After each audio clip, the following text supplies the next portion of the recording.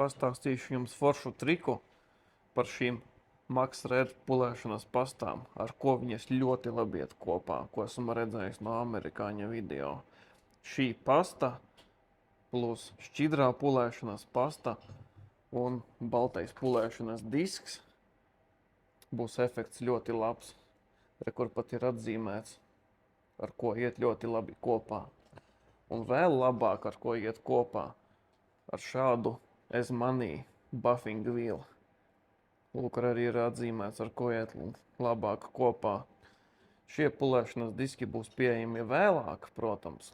Par to būs cits stāsts. Testēšu, skatīšos, kā viņi iet kopā. Bet, no video pieejamajiem, ko amerikāņi liek iekšā, esmu redzējis superīgus rezultātus, kur nopulē ar kaut kādu 1500 graudu smužpapīru.